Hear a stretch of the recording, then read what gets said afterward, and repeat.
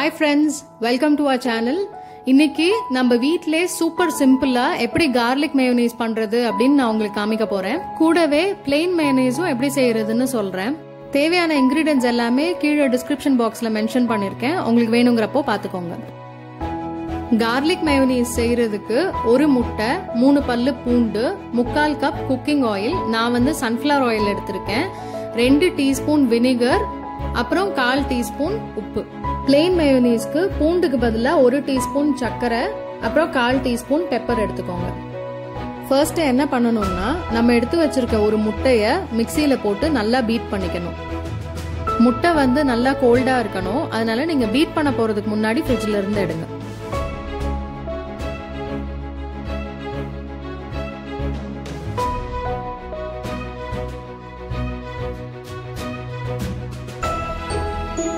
இந்த மாதிரி நல்லா பீட் பண்ணதுக்கு அப்புறமா நம்ம எடுத்து வச்சிருக்க எண்ணெயை கொஞ்சம் கொஞ்சமா இது கூட ஆட் பண்ணி நல்லா திரும்பியும் பீட் பண்ணிக்கலாம். நீங்க என்ன அளவு எடுக்கிறீங்களோ அதுல பாதி அளவு உங்களுக்கு மேயோனேஸ் வரும். கொஞ்சம் கொஞ்சமா எண்ணெயை ஊத்தி ஆட் பண்றது ரொம்ப முக்கியம். ஏன்னா நிறைய ஊத்திட்டீங்கன்னா அது திக்காகாது. அப்புறம் எண்ணெய் வந்து நல்லெண்ணெய், கடலெண்ணெய் அந்த மாதிரி ரொம்ப ஸ்ட்ராங் ஃப்ளேவர் இருக்க எண்ணெயா எடுத்துக்காதீங்க. அப்புறம் மேயோனேஸ்ல அந்த எண்ணெயோட ஃப்ளேவர் தான் ரொம்ப ஜாஸ்தியா தெரியும். நீங்க எண்ணெயை ஊத்தி பீட் பண்ண பண்ண இந்த மாதிரி திக்காயிக்கிட்டே வரும்.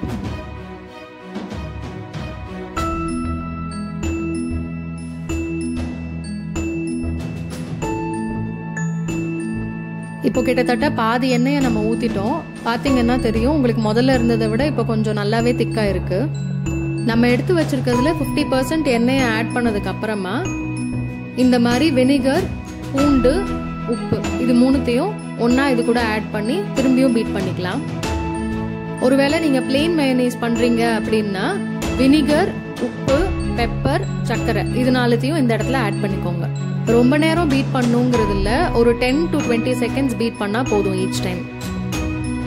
எல்லாம் சேர்ந்து நல்லா மிக்ஸ் ஆனதுக்கு அப்புறமா மிச்சம் இருக்க எண்ணெயை இதே மாதிரி கொஞ்சம் கொஞ்சமா ஆட் பண்ணி பீட் பண்ணிக்கோங்க.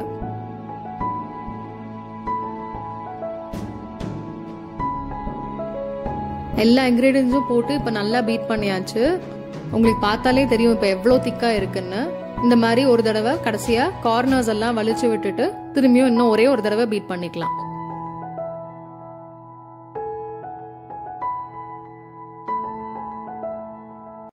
நம்மளோட சூப்பரான மேயோனீஸ் ரெடி ஆயாச்சு. இதை செய்யறதுக்கு உங்களுக்கு ஒரு 10 மினிட்ஸ் கூட ஆகாது, ரொம்ப ஈஸியும் கூட.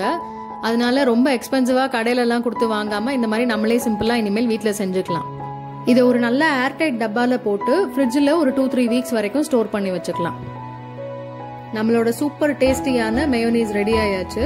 இதை இப்போ க்ளோஸ் பண்ணி ஃப்ரிட்ஜில் ஒரு 1/2 hour வச்சிடலாம். இது 1/2 மணி நேரம் நல்லா ரெஃப்ரிஜரேட் பண்ணியாச்சு. இப்போ எப்படி இருக்குன்னு ஓபன் பண்ணி பார்க்கலாம்.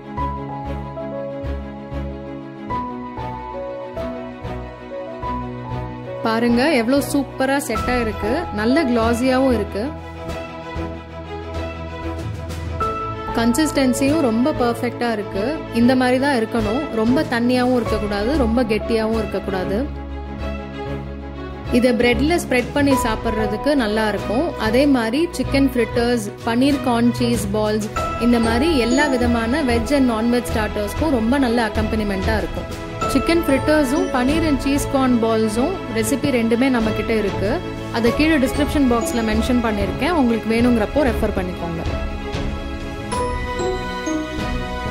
இன்னைக்கு எங்க வீட்டில் நான் ஃப்ரெஞ்ச் ஃப்ரைஸ் பண்ணேன், ஸோ அது கூட இதை வச்சு சாப்பிட போறேன்.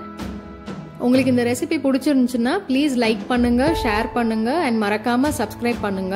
அப்புறம் கீழே இருக்க அந்த பெல் ஐகானை பிரஸ் பண்ணுங்க, அப்பதான் எங்களோட வீடியோ நோட்டிபிகேஷன்ஸ் உங்களுக்கு வரும்.